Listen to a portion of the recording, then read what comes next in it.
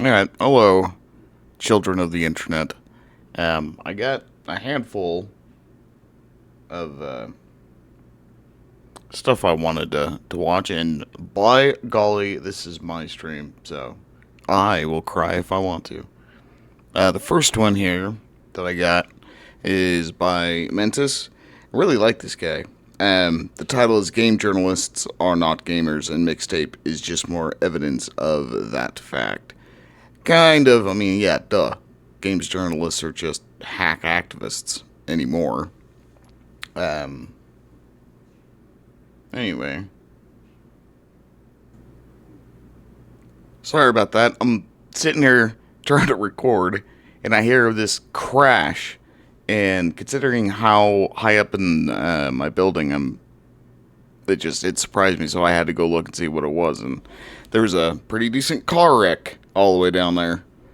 It was loud enough that I could hear it even with headphones on. It was crazy. Anyway, where was I? Yeah, so games journalists are not gamers. That's pretty obvious, but I wanted to watch this, so let's do it! Hey internets, so it appears that Gamergate is trending yet again, alongside more proof of the fact that game journalists aren't really gamers, but rather they can be more or less described as an interconnected, corrupt group of ideologues who have taken over the industry and then used their platform to basically spread propaganda, mostly neo-Marxist propaganda. To those of us who have researched this topic and looked into the industry at large, this is an obvious fact. But to many people, it still remains elusive, and so it's nice to have yet another piece of pretty strong evidence to point out the fact that, again, game journalists are not gamers. And this all really comes down to the drama surrounding the game that recently got released, Mixtape, and how the game is just kind of a... Alright, so I don't know a whole lot about this game in particular, just because of my work schedule. All I know is that it's a woke sack of crap, and of course, everyone like IGN and Kotaku and all these people are going to bat for it and making it seem like it's, you know, the next Metal Gear or something, and it's garbage. stereotypical, highly astroturfed woke schlop. Nearly every game journal publication just suddenly randomly gave this game a 10 out of 10. It started out with overwhelmingly positive reviews on Steam, which of course is a thing that can happen legitimately, but many people noticed that this was not legitimate at all. While there's no smoking gun to make a long story of the drama short, there's some pretty strong evidence to suggest that this is fake that many people have already gone into, so I won't really go too much into that. What I will point out instead are the things I believe most people are missing with this, which is that even if all of these reviews for Mixtape were in fact entirely genuine and truly coming from these journalists as their actual real opinion, and so despite the evidence of billionaire backing and nepo baby devs pretending to be indie devs, let's just pretend that all of these journalist reviews are entirely real, that the journos actually sincerely believe it is a 10 out of 10 game. Because I would argue that if... You know, I could almost say that they do actually believe that, given how absolutely fundamentally retarded they are, and they can't actually play games. So, part of me almost thinks that they do enjoy it as a 10 out of 10 game. But that's kind of just a reflection on them. But I doubt it. I doubt they even played it. If they really do believe this, then it is actually just as, if not more, delegitimizing to the game journalist industry than if they were bribed to give all these positive reviews. Because I decided to do the thing. I decided to actually, well, sort of play the game, to see what all the fuss was about, and to see if this was a something burger or a nothing burger that I could just ignore. Because again, sometimes culture war things matter, and sometimes it's just stupid slop. This is one of the times that it turned out it mattered. Now, fortunately for me, I didn't actually have to physically buy the game or play it myself, because Mixtape is really just a story. It is more like an interactive movie than a real game. Which by itself, that doesn't automatically make it a bad game. I mean, there's plenty of visual novels and story-based games out there. Tons of RPG games are just story-driven. But when I watched this game, basically just by watching somebody else stream it, I noticed a lot of problems that stood out. Here's just a quick mini-review. The problem with the quote-unquote game is that it's a story-based game with a very predictable and very generic story. But the thing that shows the problem with game journalists this is how it's supposed to be a nostalgia bait story, but it doesn't actually do that if you're a gamer. And I wouldn't even say it's that bad, as in it horrible 1 or 2 out of 10 bad.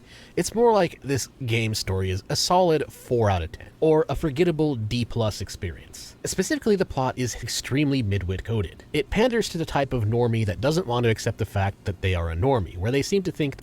I think that's, what you just said there, I think that's kind of just applicable to people within that sort of leftist ideology, kind of woke-like circle, is they just want to be special so bad, and they're just not. Because most people just aren't special. I'm not special. I'm very, very average in most things. But that's fine with me. You know, I'm a really good artist. I can cook, I guess. But see, I mean, that's fine with me. But these people, they've been told they're special and unique and beautiful their entire lives, but they know they're not. That listening to pseudo-alternative music is enough to qualify them as an intellectual. A TLDR of the plot is that you have this group of teenage friends who are going to be attending a party, and they need to find booze for the party, and as they're looking for booze, they run into various things that either trigger a cutscene or trigger a minigame, with a story basically being a generic coming-of-age story. And there's a few huge problems that stand out for this. The first is that the minigame... Isn't that the plot of, what was that movie called from a million years ago? Superbad? Are they just ripping off the plot of Superbad? I actually hate Seth Rogen, so I can't actually remember that movie because I wasn't paying attention to it. My stoner buddies were watching it. Are apparently completely unlosable. Nothing you actually do can result in a failed score. The person I watched streaming this noted this quite often. It's interactable, but nothing you actually do does anything. There's no way to actually fail the mission, even though one of these scenes is a major platforming section. But it is a platforming section that is unlosable. If the character fails to dodge a car, for example, they'll just kind of slide over the car instead. In other words... Well, then what's the point of playing it? Like, if there's no chance of failure... Well, then it's a nothing burger. I mean, just go watch a bad movie. I mean, why even have it interactive at all?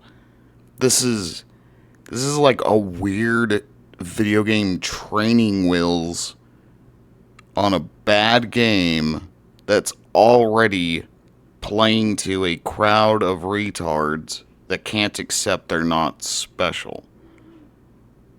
That is an onion of stupid. That actually hurt to think about. That there are people that made that game and designed it to be that. Woof, guys.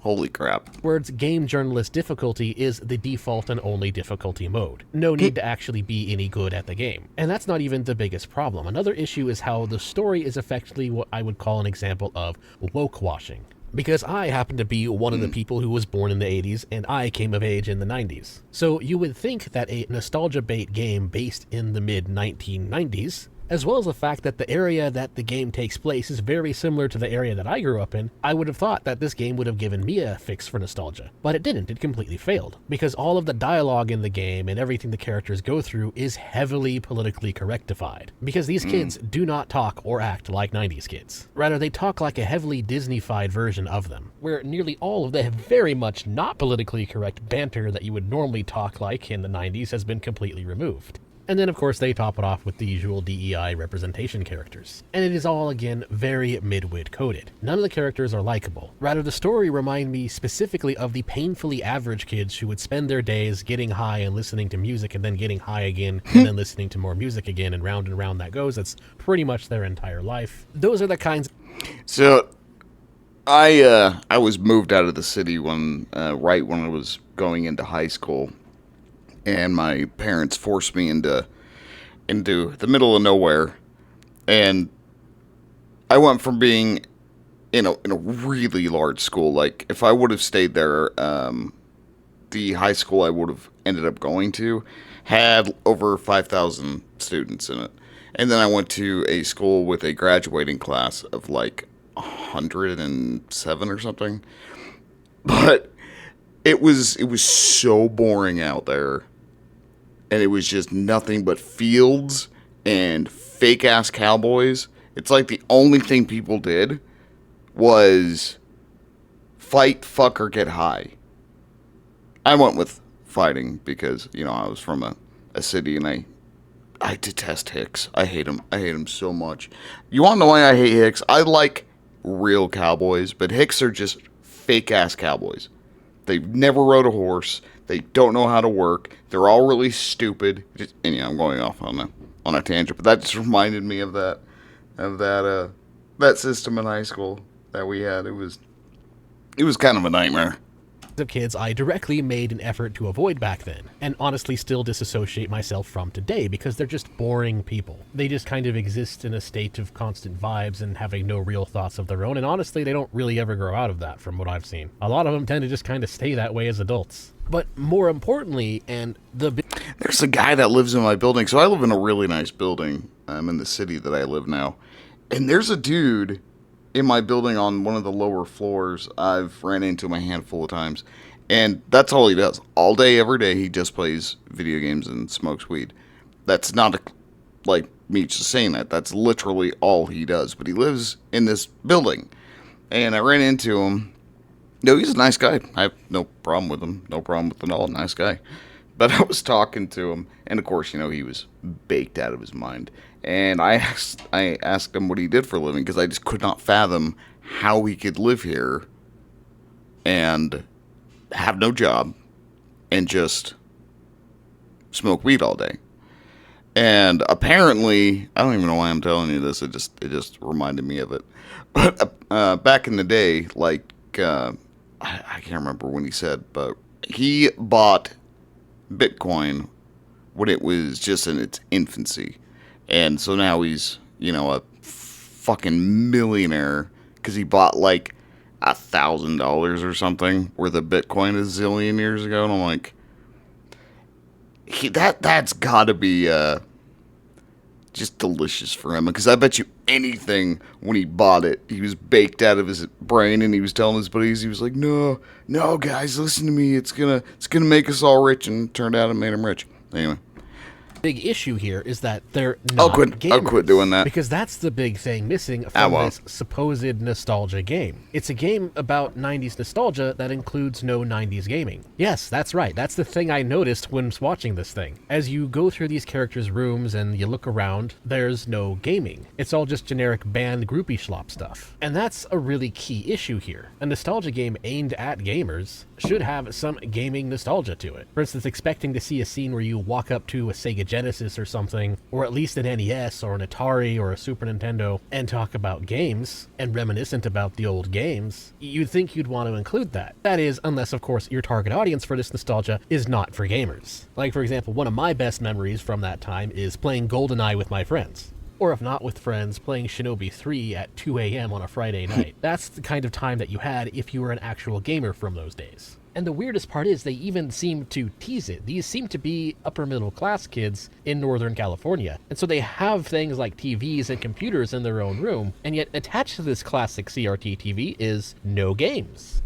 Where are the games? There's no games. Error 404, gaming nostalgia not found. Because of course, this nostalgia story is not for gamers. Rather, it's a nostalgia story aimed at the upper middle class normie who eventually goes to college on their parents' dime, to then go get a liberal arts degree, and to then get indoctrinated into far left progressive politics, and then ultimately land a job as a game journalist. Even though they never were a gamer, never will be a gamer, but they convince themselves that because they prescribe to the correct ideology, that they therefore know better about games than gamers. And so that's really what this mixtape drama, what we're they really think they know the best on literally any all subject. Of the good reviews in good. Again, I live in a big city, and I have to deal with people like that constantly.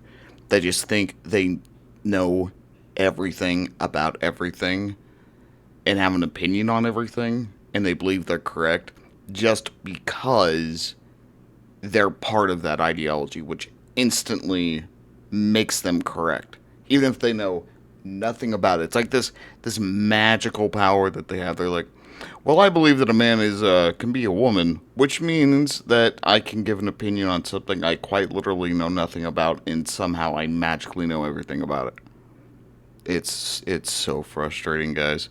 face and pretend Don't like move it's to a not big city. AstroTurf, They then it suck still shows shit. that game journalists are the types of people who honestly don't really enjoy video games. Which then brings up the question, is it AstroTurfing, or is it just journos legitimately having terrible tastes, as a result of them, again, not really being gamers? And the answer, honestly, is probably just a little bit of both. There's a lot of things that people have uncovered about this game and its backing that is very obviously fishy. Or as I pointed out on X, you do not need to be a conspiracy theorist to see something is wrong with these initial overwhelmingly positive Steam reviews for Wokeschlop. Again, Mixtape just being the latest iteration of it. Access journalism makes it very easy for them to pull off these kind of reviews, and of course there's a very strong incentive for them to do this. Not just because faking reviews for a game can get more sales for the game, but also because of the same issue I talked about previously in my long-form video on the Sweet Baby incident and Gamergate 2, which is that the game industry in the West, as well as game journalists for quite some time now, has been completely taken over by people who subscribe to a neo-Marxist progressive ideology, and that this takeover isn't really a natural product of the free market,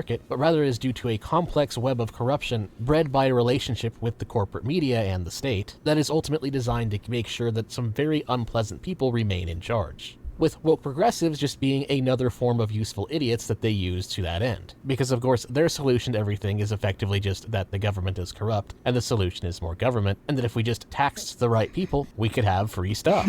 And the whole DEI ideology that gets pushed in the media, it's all just another arm of the structure of the corrupt system. That was an and as for amazing what's picture of specifically Bernie. going on here with Mixtape, well, it's really just the same thing as the original Gamergate, just targeting a more specific area of the games industry. Because the original Gamergate can be summarized as neo-Marxists trying to take over the gaming industry by injecting itself entirely into games journalism, thus ensuring that games were largely being given positive reviews based more so on whether or not those games were pushing the correct ideology, aka the neo-Marxist ideology, rather than reviewing them for, actual gameplay, the things that gamers care about. And one of the things that the establishment failed at when it came... Well, why would... I mean, I get what he's saying, but this is just... I'm trying not to just completely rip his content off here, too, but why would Marxists at all care about what consumers want? I mean, that's a capitalist way of doing things. They make a thing, and then they force you to use it. That's communism, that's socialism. Government controls everything, and if you don't like it, well, sucks to suck, do it anyway.